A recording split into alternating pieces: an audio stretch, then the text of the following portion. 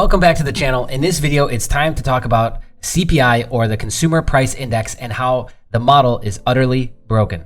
All right, let's get started. The Consumer Price Index, or CPI, this is the common measure of inflation that we use in America today. Okay, it is the measure of the average change over time in prices paid by urban consumers for a market basket of consumer goods and services. The CPI represents all goods and services purchased for consumption by the reference population. BLS, or the Bureau of Labor Statistics, has classified all expenditure items into more than 200 categories arranged into 8 major groups. Those groups are food and beverages, housing, apparel, transportation, medical care, recreation, education and communication, and all other goods and services. Included within these major groups are various government-charged user fees such as water and sewage charges, auto registration fees, and vehicle tolls. In addition, the CPI includes taxes such as sales and access taxes that are directly associated with the prices of specific goods and services. However, the CPI excludes taxes such as income and Social Security taxes not directly associated with the purchase of consumer goods and services.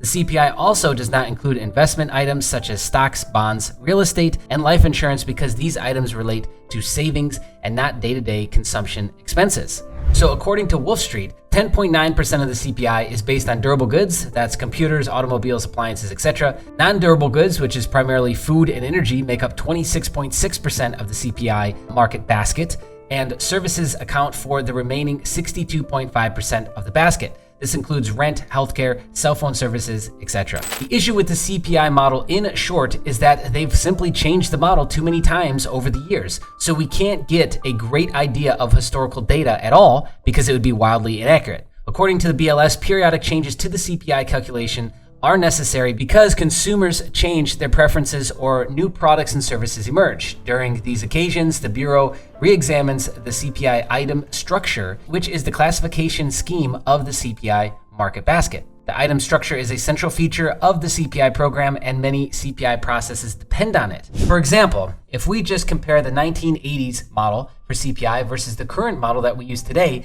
it's a difference of almost double. So that's an 7 to 8% CPI versus a 15 to 16% CPI. Just take that in for a second and imagine if the media was currently talking throughout this entire year about 15 to 17% inflation this whole time. There are 2 points in time I want to quickly cover. The first is in 1998 when the BLS said, and I quote, that they needed to have sweeping changes to the current CPI model that they were using. Okay, and I quote, as part of the 1998 CPI revision, the Bureau of Labor Statistics will introduce fairly sweeping changes in the CPI item structure. The objective of the classification revision project was to improve the index by making the structure more effective for the various ways that the CPI is used. The primary goal is to produce the most accurate all-item CPI. A secondary goal is to produce more detailed indexes that are meaningful and useful to our customers and valuable for analyzing all the items index. Major changes to the CPI item structure are intentionally infrequent. BLS is well aware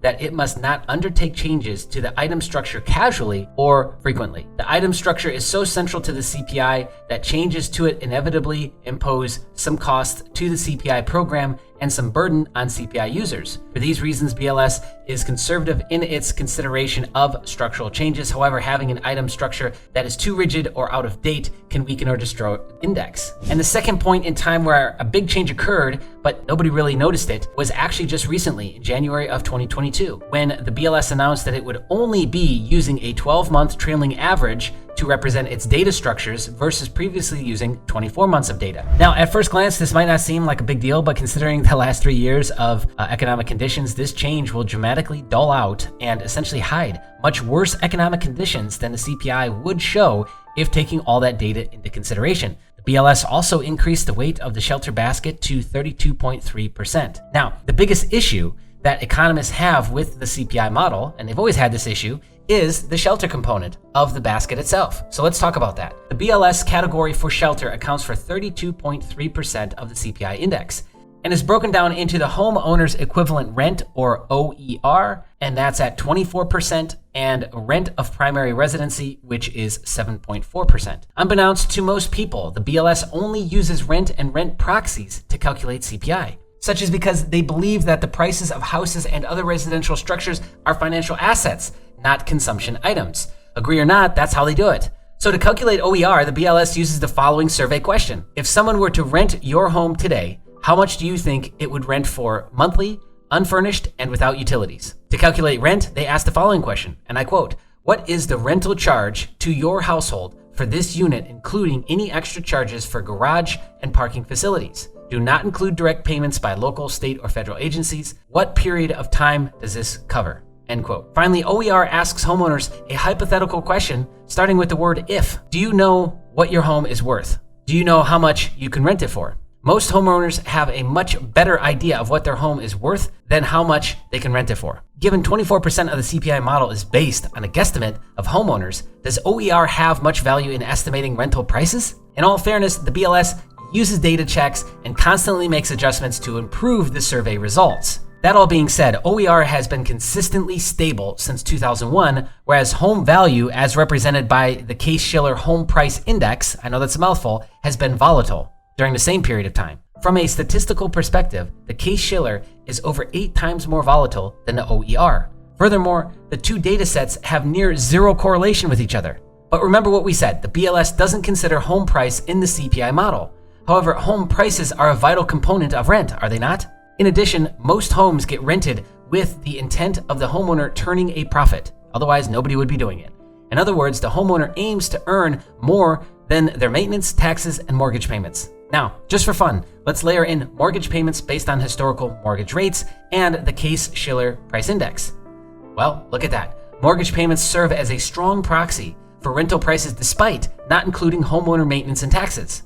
Mortgage payments are more volatile than Case-Shiller due to constantly changing mortgage rates. However, the critical point here is that this simple measure of home rental costs strongly compares with home prices, right? And given OER does not correlate with home prices or inputted rental prices, we have zero ability to forecast 24% of the CPI basket accurately. As such, we have no idea if soaring home prices will affect CPI, not to mention there is about a 3-month lag in OER data, further making this impossible to determine. Now, if you thought that was bad, let's cover CPI rent. The rent survey question is not hypothetical like the OER. They directly ask renters how much they pay in rent. Here's a chart showing the BLS rent index versus the Zillow rent index. While it's not zero, as we saw with the OER and the Case-Shiller index, it is still far from statistically significant at 0.10%. Like OER, the BLS measure of rent prices fails to represent the actual state of rental prices. Rent, like OER, is nearly impossible to forecast. Now, let's do a bit of a thought experiment. Let's say inflation were to dramatically drop to just 2% annualized.